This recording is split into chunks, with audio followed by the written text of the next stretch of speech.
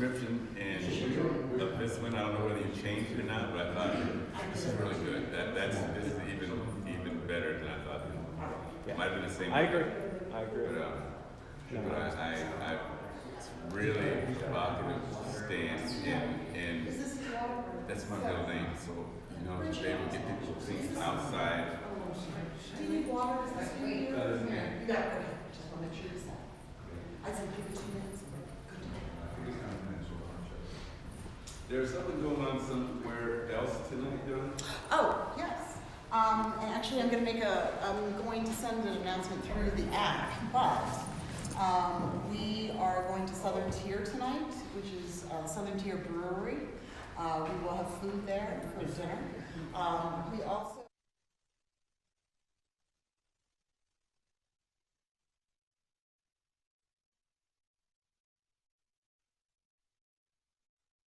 start boarding the buses about 6:30-ish, and they'll leave about 6:45 to get you there at 7 o'clock. So, and then we'll have a second bus coming right back, looping every, I think, 15 to 30 minutes for the first hour, and then coming back, they'll start at sort of 8:30, 9 o'clock, doing the same thing. So. Who's the bus vendor? First Transit and University of Buffalo. Any questions? Did I have to sign up for that during the? You do not have to sign up for that. No. Everybody from the conference is invited. So. And I want you to eat and drink. Eat and drink, please. Everybody enjoying the conference over? This has been great. The location's great. Even this room. Got great acoustics. It's our hotel. Yesterday. Funny when you change out wires, how that happens. Say that. That's right. We can't fly with these. You can't fly with it. Oh, because you have carry-ons. Yeah. If you want, bring it to the exhibit hall, and when they're giving away everything else, you give it all. Yes, sir. Thank you. You want some hot sauce too? You give it to him. What are they giving? Mild tailgate sauce. No, you drove. Oh, yeah. You don't know that we're actually going to move the screen in the back, so you will be in the front, even though you think you're in the back. If you want to be in the back, you may want to come up this way, so that way when we flip it over, you'll be safe. You be like the teacher calling on the person in the back. They'll find out. So you in the blue shirt there with the yellow tie. Go ahead and get started, then. Have a good day. Okay.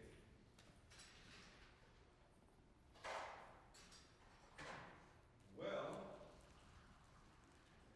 really, you heard that saying, like church, everybody's listening to that. Okay. There's going to be some things I'm going to show you that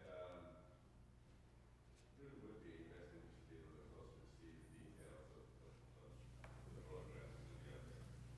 We're all gonna move up.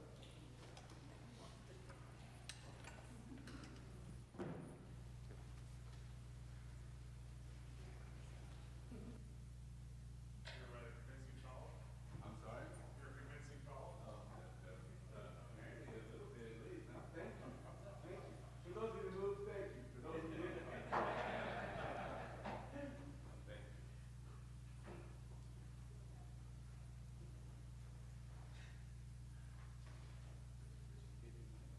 Oh, yes. Go ahead and shut that on. It's on, right? It's not. It should be on now. We're good now, yeah? All right. Cool. Well, good afternoon. Let me start off by introducing myself, because some of you I know and have met others. Is there anyone who has ever seen me in another meeting before? Okay, and the rest haven't. All right, so let me start off by saying my name is Richard Easley.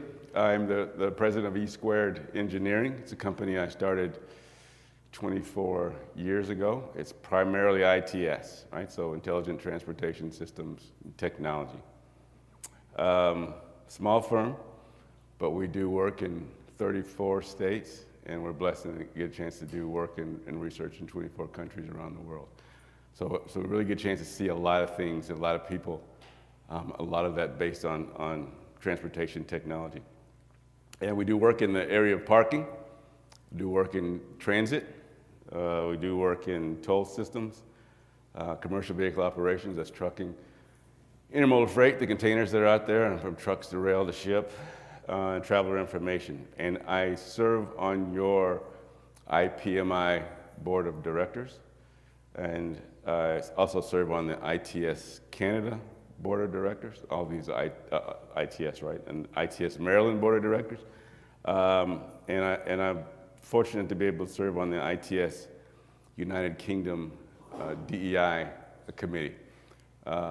So there's a lot of stuff going on over across the pond that I'm well aware of and involved in. And what's called the NSPE, or National Society of Professional Engineers. They have a board advisory group, and I co-chair their DEI committee there too.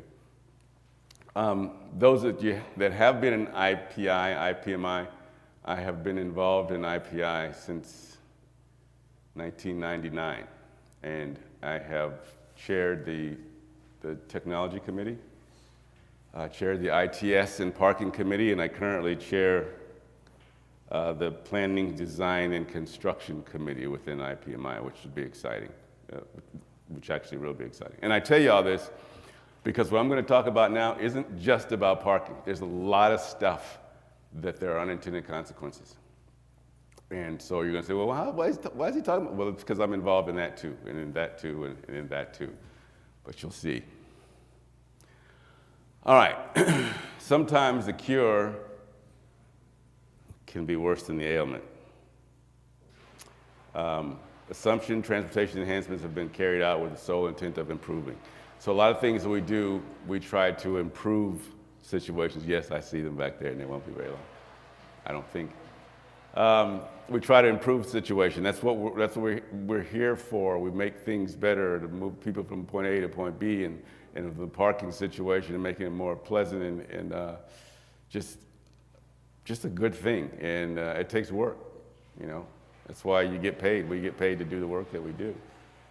Sometimes challenges arrive that were unexpected, but so obvious. And I like to say, in the words of Homer Simpson, duh, because it's just so blasted obvious. Or is it? Well, we're going to see what that means. What, if anything, can be done to eliminate those unintended consequences before they occur? All right.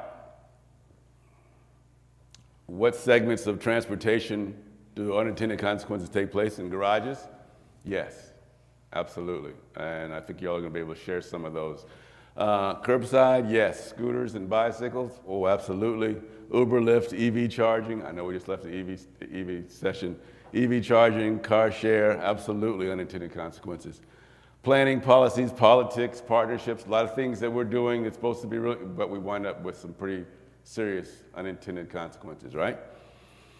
And any type of engineering that you can think of, I don't care. Yeah, there are unintended consequences that we deal with. And so we're going to look at some of those. Let's look at some of the great ideas that professionals and policymakers put in place. Can you figure out the unintended consequences? So this is why some of you I asked you to move, not even some of you, all of you I asked to move up closer, because I'm going to show you some things, and then I want you to tell me what are potential unintended consequences. And those of you that were in Mid-Atlantic, you can just bite your tongue for a little bit and nod your head and say, yep, that's right, no, that's wrong. But and there are no wrong answers, by the way. So anyway, I want you to help me identify some of the unintended consequences, because we do so many things. We do so many things that are good, and then afterwards, it's like, how did we not see that? How in the heck did we not see that? Because we're professionals. We're good at what we do, but somehow we miss those. So let's see if we can figure out some of those. Okay, with respect to freight, we've got an infrastructure. We've got a roadway out there that we want to keep the pavement whichever type of pavement it is, to last as long as we can. And so we have trucks that are out there carrying our goods from point A to point B. And so if they're overloaded, they really can tear up the roadways pretty bad. So one thing that we could do is increase the tolls. And that's a good thing because we got more money coming in to take care of the road. So you tear it up, I won't charge you more money, we're gonna fix it. All right, so that's not a bad thing. Let's put weigh stations out there so those weigh stations, we can capture those guys and women that are driving trucks that are overloaded. This is a way to, and this is true, this is what we do to preserve our infrastructure. Those weigh stations are multiple reasons, and one of those is preservation of infrastructure. Do we see any unintended consequences with either of those? This is where you come in. Yes, sir. With the toll increases, it's going to lead to increased prices for the consumer product at the end. That's true. Anytime you get the cost to them, they pass it on to the end user. Just a second. Yes, sir. And then. Maybe the truckers would have more of an incentive to overload if they had to pay more money for the... More, say that again. More of an incentive to overload? Carry more weight on the vehicle. I hear what you're saying. Yes. Good one. Sir? Tolls can sometimes push traffic onto local roads. There are no wrong answers here, okay? So, I mean, and I always stress that there's never been a time when I've done this that I didn't learn from you all, okay? I mean, it's not like, hey, I'm the expert and y'all are just peons, listen to me. No, this is a two-way conversation, and I learn from every single time. I learn from the audience, the folks out there.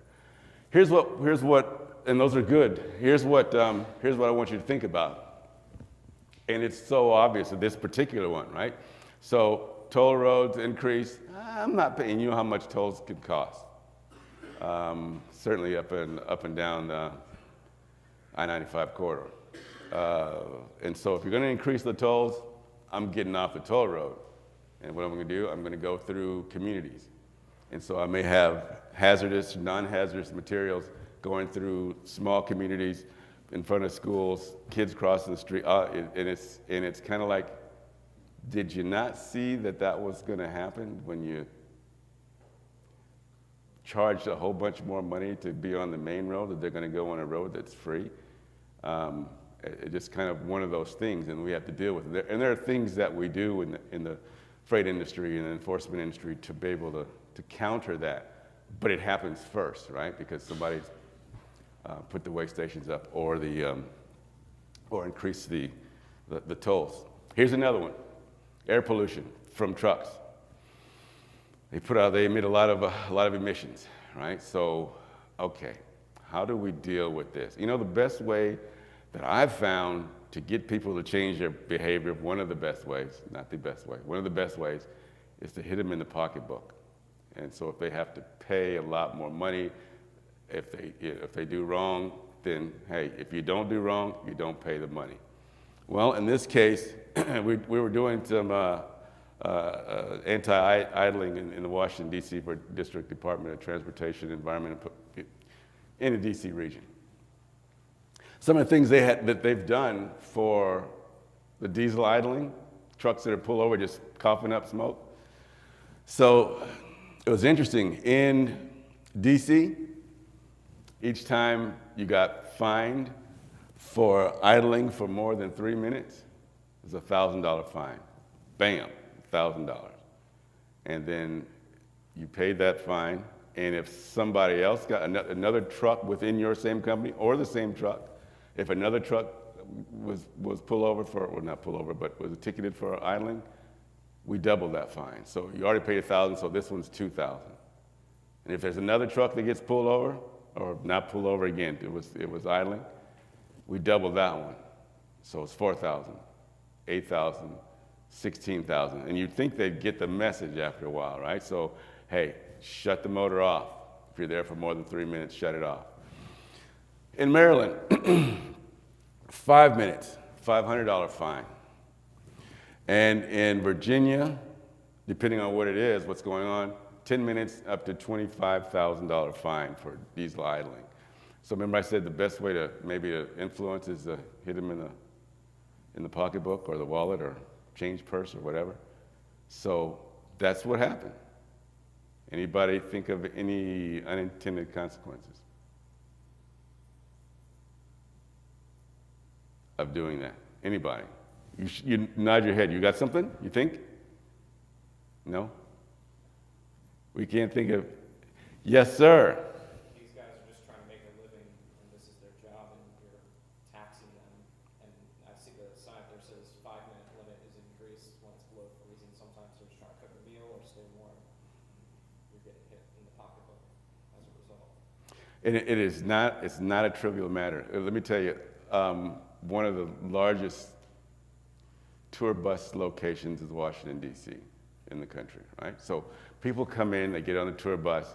Now, I own a tour bus company, for example. I don't, but I'll just say I own a tour bus company, and I want my clients to be really happy because they're going to go home and they're going to use me again, and they're going to tell somebody else. And so I'm taking them to the monument. It's summertime. Everybody's happy. The air conditioner's on in the bus. And I drop them off at, I don't know, Capitol Building, the Lincoln Monument, or whatever, and then I wait. It's going to be about 20 minutes. Now, if you've been in D.C. or other parts of the country, you know when it's 95, 102 degrees outside, and then you're in a metal can, and you cut the air conditioner off, in about 30 minutes, it becomes a stove, an oven, right? So what do? I got to keep the engine running. I got to keep the air conditioner on. Same thing goes for truck drivers that are making deliveries. They're trying to make, and I go up and he said, well, look, it's lunch hour. You can deliver not until 1:30. That's another 45 minutes. All right, so now I got to sit here and wait, and it's hot. I'm cutting the air conditioner on. Those are tough situations to be in when you're looking around to see if I'm going to get a $1,000 fine or more. And so what do? Unintended consequence. Driving around just in circles around the town. So not only are we, remember before it was like diesel idling, we want to keep the air clean. Now we're actually driving around putting out more pollutants in the air, and we're adding to the congestion. All right, so we got empty buses and trucks running around, just driving around in circles because they have no place to park and they can't cut the engine off because it'd be too cold or too hot. And the same thing is for when it's cold, right? So I got that tour group, and it's in the wintertime. I need to keep the heat on. So these are unintended consequences that we probably did not think about, but doesn't it make sense that if I can't stop and I got to keep it running, and the only reason you're giving me a ticket is because I'm sitting still? Kind of makes sense. Then I won't sit still. I'll just keep driving around. And these are great ideas for hitting folks in the pocketbook to get cleaner air without somebody seeing, hey, what are we leading them to? What are we, and so again, an unintended consequences. Here's another one that I was just out speaking at a freight conference in Long Beach, and I spoke with some of the union folks. I spoke with some of the drivers, and I spoke with some of the Port Authority people that were there, and Long Beach. And just look at those two bullets, right? Air quality is really, really poor. I mean, the ports of LA, Long Beach those two are the largest in the United States, and they're pretty highly ranked in the world as far as port traffic. Port traffic, you're going to have trucks, lots and lots of trucks. And so air quality is really bad. And in that community, it's really, really bad for the adults as well as the children. I don't know about you guys, but I do remember being a kid. I know it was a long time ago. I remember being a kid and being outside and playing after school and on the weekends. And we didn't, you had fun. We played kickball. We played all kinds of different things. And you're breathing that air, right? This is the interesting thing about that air. Of the top 100 cities, we have good air quality about 62% of the time. In Norfolk, about 98% of the time, we got good air quality. There in the Long Beach area, 10% of the year, we have good air to breathe. The rest of it is, you really shouldn't be out breathing that. It's 90% of the time, that the air quality is bad. And I think about that sometimes when people say, oh, you know, California, Los Angeles, they're doing a whole bunch of stuff. And yeah, well, if you're in Norfolk, it seems like that's pretty drastic what they're doing in California. But if you're in California and you only have 10% of the year that you can breathe healthy, then you got to do some stuff. You know, there's things that we have to do. So what they've done, one of the things they did, support a goal of zero emissions truck fleet by 2035. So if you're going to operate a truck here in the port area, you need to have a zero emission vehicle. For most folks, that means electric vehicles. Not all electric vehicles, not only, but for most electric vehicles. And if you go to electric trucks, which there are there running around, well, you think, well, that's eliminating a lot of that truck pollution coming out of the trucks. I'm saying, okay, that's it. But what are our unintended consequences, if any? And here there's actually there's a number of them. But can anyone think of any unintended consequences? Yes, sir. You're going to strain the power grid. True that. If you're not prepared, you're going to suck some juice, so to speak. You're really going to take in a lot of juice. Anything else? Yes, sir. Thinking about like the service end of things and increasing the level of knowledge for the folks that service these vehicles and bringing everyone up to speed. Financial implication. Yes. There will be a whole learning curve, new job industry. That's going to be necessary. You're right. And here's something else, though. Electric trucks require heavy batteries. Heavy batteries mean reduced payloads, right? Because you're a truck, you can do two things with a truck. You can weigh out or cube out. Those are two things you do with a truck. Just so you know, background, weigh out, I can carry 80,000 pounds. 80,000 pounds, I can't carry 80,500, I can't carry 85,000. I've weighed out at 80,000. Cube out means I'm carrying a bunch of tennis balls, right? The weight is low, but I can't get any more into the truck. That's what they call cube it out. You cubed out, cubic feet of space. But very heavy batteries mean reduced payloads if you're going to weigh out, right? So 80,000 pounds, maybe I can haul 60,000 pounds payload. But now I got a battery that's thousands of pounds in weight, and so that 60,000 pound payload goes smaller to what I can actually carry. And when I do that, that means I got to make more trips. And when I make more trips, I'm not putting more pollution in the air, but I am adding to the congestion in that area. And the congestion in that area is terrible. Not only that, the amount of ultrafine particles, and I didn't really think about that. I don't know if anybody in here really thinks about that. But ultrafine particles result from rubber tires and asphalt. So just driving down the road, that's why our tires don't last forever, right? Because the tread gets smaller and smaller over time. Well, that happens, and it's more and more rubber that gets off onto the road and into the air, in particulate matter, and that drains off, and it's bad for the environment, and it is also bad for the air. In fact, they have shut down the interstate there in that area because the quality of the air got so bad from the trucks running back and forth. I mean, that's pretty bad. And so there are unintended consequences. Not that these can be eliminated, but it's important to understand, to see that this could happen. And it is what is happening. Now here's another one, bike lanes. Healthy, we moved from a car, some of us maybe had a little too much hamburger and beer last night. I'm not mentioning names, but I'm not mentioning names, but some of us may have had that. And so getting on a bicycle and riding, and that's okay, it's a healthy thing, it's a good thing. And so, but it can be dangerous. So let's put lanes in the road, bike lanes. And this is just a beautiful thing to have happen and to go in that direction.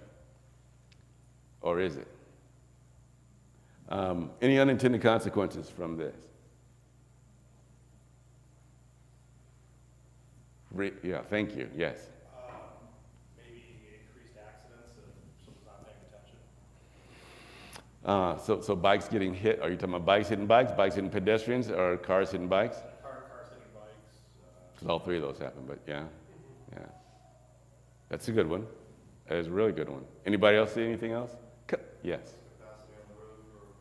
Less capacity on the road for vehicles. So we got congestion, and now we've just kind of narrowed our lane down to either a single lane or a lane we've taken away, or I remember as in the case in Houston where the lanes just got narrower and narrower. I mean, it was just kind of tough driving along there, and especially if you're not a seasoned driver. And when you have super narrow lanes, there's a reason they have the, but anyway. So yeah, that's another one. Anything else? Anybody see anything else? Yes, sir. If you have more bicycles on the road, you gotta have someplace to park them while people are at work or office or whatever. That's right. You got to be, you know, we heard that a little bit earlier. I remember which presentation about. Oh, yeah, right. Thank you. You were saying you did the 600 bike racks for the new. Right. You spend a lot of money on an e-bike. I don't necessarily want to put a little $4 lock on a thing there on the side of the road. Anyway, so yeah, that's another good one. One of the ones in my world that shows up pretty quickly is freight delivery. So we have those lanes, right? So we have these lanes, all nice, but freight delivery is there. And as I like to say, the beer must get through. So we've got to be able to park and load and unload.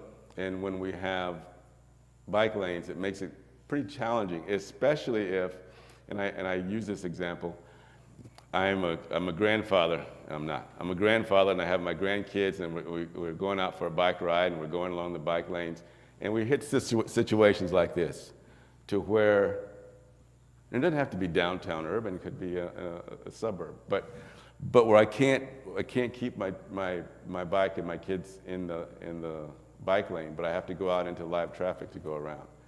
I mean, that's kind of scary stuff, especially if little Susie's not the most sure-footed bicycler in the world, right? So I'm a little concerned. I'm very concerned about that sort of thing. And there are situations, certainly in the case of alcohol in DC, when we did the freight study for them, where the alcohol had to be delivered during certain hours of the day. So, well, just go do it. No, you can't. There were certain hours of the day, period. That's the only time they were legally allowed to make a delivery. And because of the way the street was, and I'll get to that in a minute. I'll get to that in a minute. But we're blocking the roadway for deliveries. Is a unintended consequence. Like, how would you not see that was going to happen if you have deliveries made all the time and we put a nice bike lane and we take that? How do you not see that? I mean, it's pretty obvious here, right? Well, why wasn't it obvious yesterday when we came up with the idea of putting the lanes down? I don't know. All right. Are those legal deliveries? Are those legal deliveries? Are they legal? Are they permitted to be there? The garbage trucks, most probably legal. The other ones that are or are not legal, that's, I'm gonna touch on that a little bit. It's the cost of doing business in the freight industry, right? So I'm gonna make this delivery, and then I've got to go further. So what are my options? There's no loading zone, or the loading zone is filled with John is parked there because she's picking up her dry cleaning. Now I don't have any place to park my truck, but I got to make my delivery. So what do? And I put my flashers on, and I stop here and have a little roadblock and get my stuff done. Is it illegal? No. I get a ticket. I get a ticket. Oh, then I get a ticket. That's the cost of, that's actually in the budget of a lot of trucking companies, paying those tickets. And I told, I can't remember who it was, I actually shared with this organization a number of years back about that very thing, that there are companies that pay well over $1 million in parking tickets. They have divisions within their operation to deal with parking tickets, violations, citations, that are freight companies. It's just the cost of doing business. Okay, so a trolley. Everybody loves a trolley. It brings new life to downtown. It's either free or it's next to free. It's just makes our town so vibrant and it's fun. And so what's the downside of that? Can anybody see any unintended consequence? Yes, sir. Vehicles that not knowing what to do and driving on the rails, or in turn having a trolley get stuck behind a vehicle that's not where it's supposed to be, accidents. Good one. Like I said, there are no wrong answers on this. Anything else? You're sitting on the board, city council, and this idea comes up, and you're sitting there thinking, I don't see any downside. I guess that's what you're thinking, except, go ahead. Increased maintenance costs. Increased maintenance costs by having a trolley system. John? The need for more space. And we don't have more space, do we? We got curb to curb. All good. Within DC, they got a grant. I think it was, I can't remember what the grant was called. Tiger Grant? I'm trying to remember. Anyway, they got money for streetcar for a portion of town it was really a good thing. But here's what happened. Remember we talked about the beer must get through? It's right there next to the curb, or it's there next to the parking where the streetcar, the trolley goes. What we did not do, when I say we, this is a collective we, as professionals in transportation, did not do is ask our stakeholders, find out, is this going to work for everybody or not? Again, unintended consequences, right? What we found from talking to the drivers, the delivery companies, was there's no place to park. There's nowhere to park, and so they've always parked in front of the establishment, the bar. Remember I mentioned before about legally the time that's required that they can deliver. That's true, and so well, just move around, go down the block, and park around the corner there. There'll be some place. And the answer to that is no. And the reason for the answer to that being no is because the drivers explained when they leave their truck unoccupied somewhere else, people come along and they steal the booze out of the truck. And when they steal the booze out of the truck, that comes out of the driver's pocket to pay for that. And so they're not even thinking about going anywhere where they can't see the truck the entire time, as they've always done. And so their thought is, if the trolley's coming, it's just going to have to wait. I mean, unintended consequence. But if we had maybe thought to ask, maybe we do something a little different with the placement. I'm not sure, but there's a problem here that's not, that we really should have seen before it happened. All right. Anybody here know what a articulated bus is? Articulated bus. And those that you don't know, you have a bus, a regular transit bus, a large transit bus. It's just a regular bus. An articulated bus is the ones that are longer and they have a kind of like a joint in the middle so they can kind of turn and like two pieces. Well, when your transit service increases and you need a larger bus and you go to an articulated bus because you can get more capacity, you get more folks on the bus. This is great, but what you do is you increase the size of your bus stop, which makes sense because you got a longer bus. But when you have a block, and you all are familiar with this, and you have curb, and you have a block, and you have a loading zone, and you have passenger car vehicles, and you have a transit stop, now we've just increased our transit stop, which in turn, according to the drivers of the trucks, we've just decreased our loading zone. So the vehicles that we have that could fit into that loading zone can no longer fit into that loading zone. And now we're blocking traffic. And where we weren't before, we actually had a place to park, but we're taking that away because we're looking at transit and we're thinking, this is good, and not looking at the whole picture, right? Unintended consequences. Like, well, how did you not know that was going to happen? I guess because we didn't think about it. Let's see, here's one, and I've always been a proponent of communicating, of folks understanding that they're not just, parking is not by itself. I don't need to tell you all that. Parking is not an entity unto itself. It is part of a larger transportation system. Everything out there on the roadway, whether it's bicycles, whether it's scooters, cars, trucks, they're part of a transportation system. This particular instance is Port of Newark. At this time, it was, at this point, when it was Sealand, was a container terminal. And they were just coming up with a brand new gate access system. Really sharp, really smart. They had some folks come in so we can get trucks in and out faster, all the things that have to take place when you drop off or pick up a container that's coming international or going out.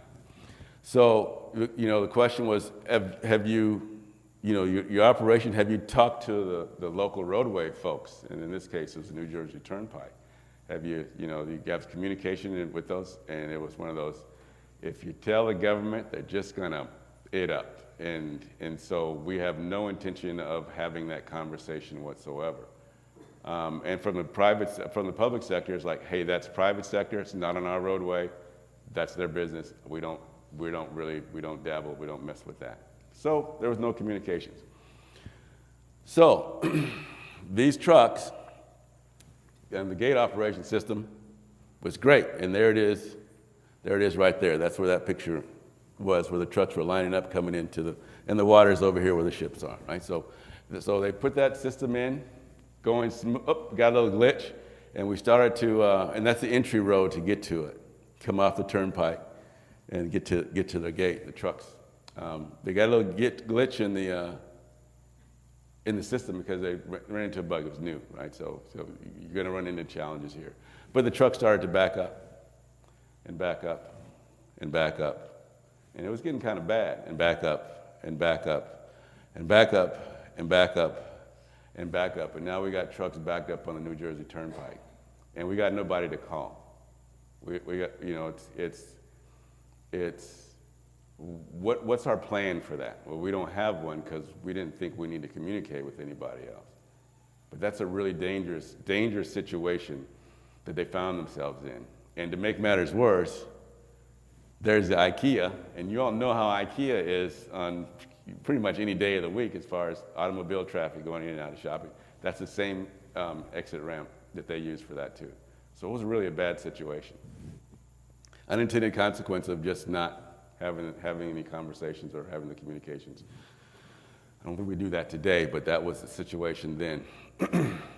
With respect to the freight, again, this is all about unintended consequences. You're thinking, this doesn't really have anything to do with parking. Well, actually, directly it doesn't, but the same lesson learned, that's why I want you to please pay attention. The same lesson learned we're talking about on each one of these things, the same things apply for the parking industry. Exactly, the same things. I'm just giving you examples of various parts of transportation. In this case, we have an appointment system. And because a lot of times trucks get to the terminal and there's just a whole bunch of trucks that are in there and they're trying to find where their container is, and it gets really congested and it gets a little unsafe. Certainly if somebody's got to go to the restroom, they're getting out, walking around, all these things are happening. So what they did decide to go to appointment system. So if you're going to come to the terminal, then you need to come between 2 and 3 o'clock, and you come between 1 and 2, and you come between 10 and 11. And so that way we can, all these things. We get rid of some of that congestion. We increase throughput so you can get in and out quickly without all that congestion. We increase safety, we increase security. There's not a bunch of trucks. What's that truck doing? None of that stuff happens, and we've increased efficiency. So this is a good thing. What's the unintended consequence of something like that? And I don't expect you to know off the bat, but I think when you see it, you'll say, Homer Simpson.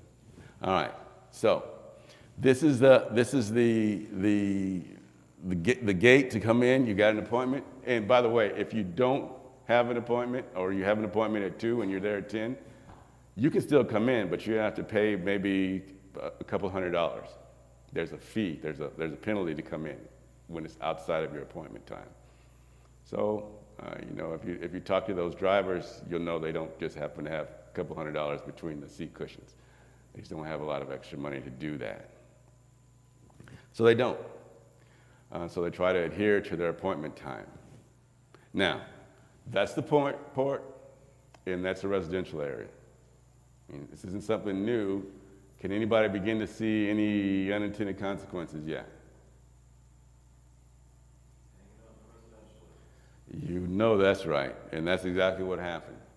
You had trucks going in, the people were up in arms that lived there. They were not happy. They had trucks idling. They had, you know, fast food bags of trash on their sidewalk in their yard. And as I said before, you know, depending on the time of day, there were people using the restroom there between the houses. It was not a pretty sight. Literally, it wasn't a pretty sight. But it was bad, and it was something that, how did you not see that was going to happen when you limit people to come in and charge a bunch of money and they got to go someplace? And that's right there, a place to park there in the residential area. Yeah. So, no truck parking. Makes sense. The truck's dangerous, big vehicles. We got kids. There's no truck parking here, and you'll see that a lot of times. But in this day and age, this is not far from my home, and I remember listening to a lady. She was a secretary of transportation, I think, for Michigan at one point. She brought up the whole issue now of jobs and lower income neighborhoods and communities that were broke, didn't have a lot of money, and trying to find ways to survive. And if you paid attention or you saw that there are ads for truck drivers.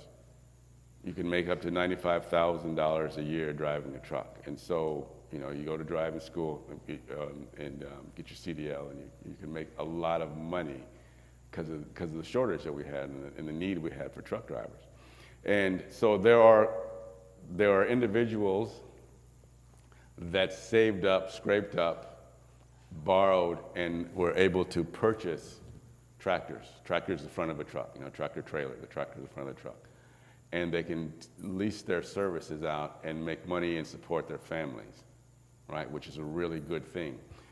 But they live in neighborhoods, and they've invested all this money into a truck and a tractor, and there are signs that say, hey, no trucks here are allowed here, you can't park here. Not with the understanding that there are people that live there that have all their money invested in it. They have their kids running around too, and as they've said, I'm not going to be driving through here like a crazy man. This is my neighborhood. This is where my kids play. But I need to park my truck here by my house because I'm not parking it somewhere 6 miles away. That's everything I have, and I'm not going to do that. And so there's things that we put up in the way of signs that are actually hurting folks, that we didn't really think about that. I mean, there's good to it. Again, unintended consequences aren't necessarily things that we can avoid, but I think they're things that we need to be aware of and should be aware of. Here's another one, specifically for parking. And I remember ITS and Parking Committee. I remember one of the speakers that we had talked about this particular location, and parking was, you know, payment for parking was so much easier if you use their app, right? In fact, the only way you could park there was with their app. And no cash handling, no jammed meters. So these are all beautiful things. Anybody see any unintended consequences here? Yes, sir. I'm an old person who doesn't have a smartphone. I don't like technology. I don't want to put my credit card on the internet. And he looks a lot younger than he is. But yeah, that's a good one. Yes, sir.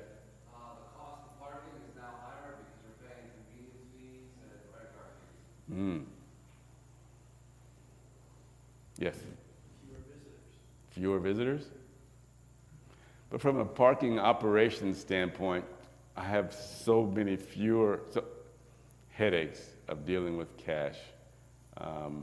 And the local businesses, some of them are just like saying thank you because so many people come, hey, I got $5, can I get 2 quarters? I need to get, all the stuff they have to go.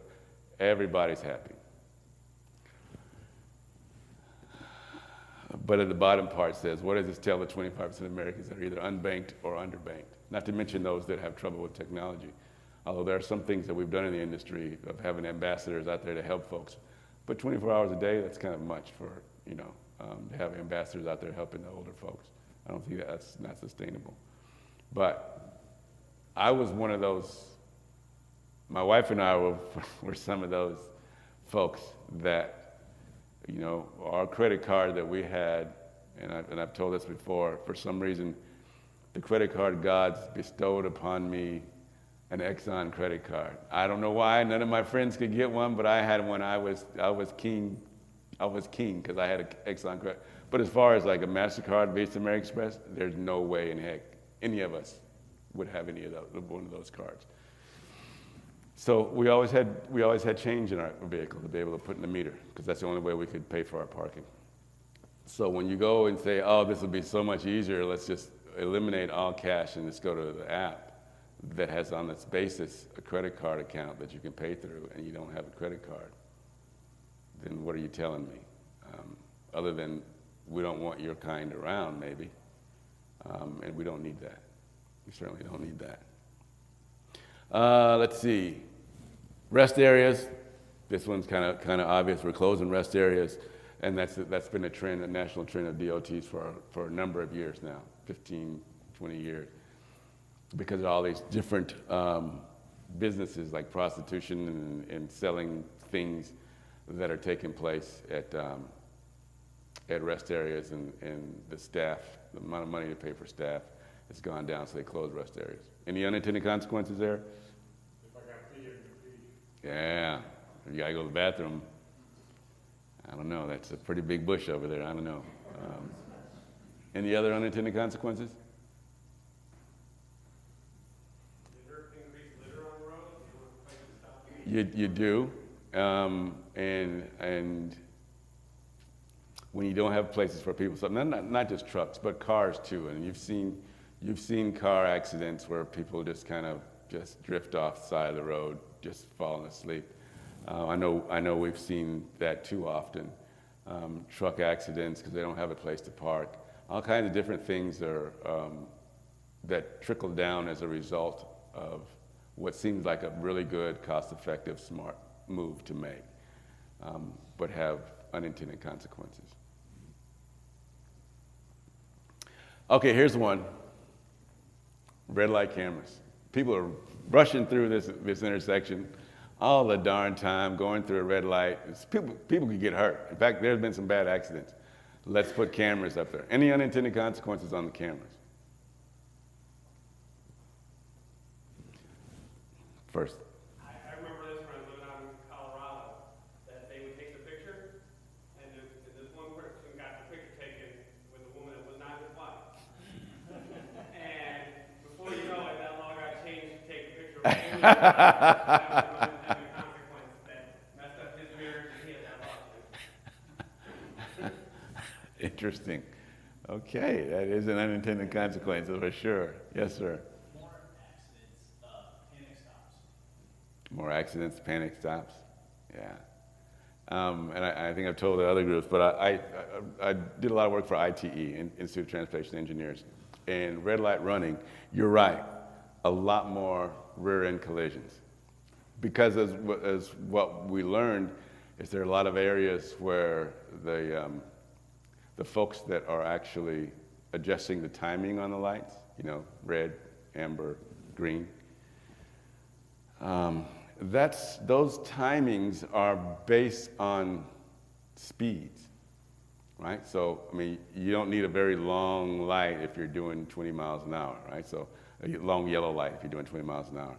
But depending on how fast you're going, people have to have time to recognize, and there's a formula for that, and then hit their brakes and then stop, and there's a formula for that too in enough time. Well, it turns out that there was a large number of intersections and lights across this country that the timing is set by people that are not engineers. They don't use the formula, and so they're not correct. And so when it comes to red light cameras, and the folks that are putting up the red light cameras, guess where they're putting those, which intersections they're putting those in. A lot of times those are the same intersections that the timing is wrong. If you would have fixed the timing, you would have eliminated the problem. But rather than fix the timing, let's put a camera there, and we make millions of dollars. I mean millions of dollars. And we get more accidents. And this is kind of one of those unintended consequences of the red light cameras, because people are slamming on the brakes. I don't have enough time to stop. I either got to run it or I got to slam on my brakes, and this person behind me is riding my tail. I got to do what I got to do. Let's see. This one, traveler information.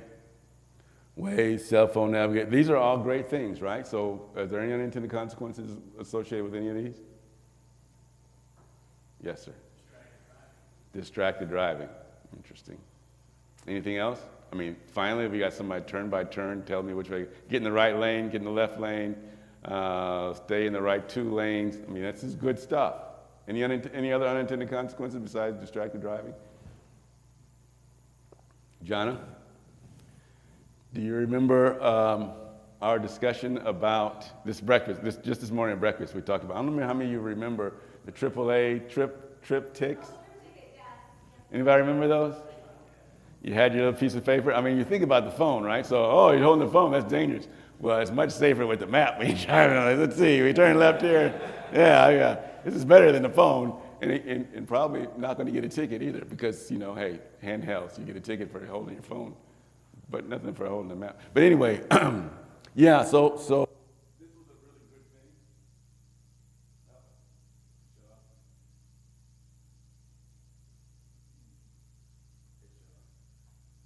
This was a really good thing that, I don't know, I didn't see anything that when we started seeing so many accidents take place. Right? People, one of our friends, their daughter was driving home looking at her phone, and by the side of a parked car.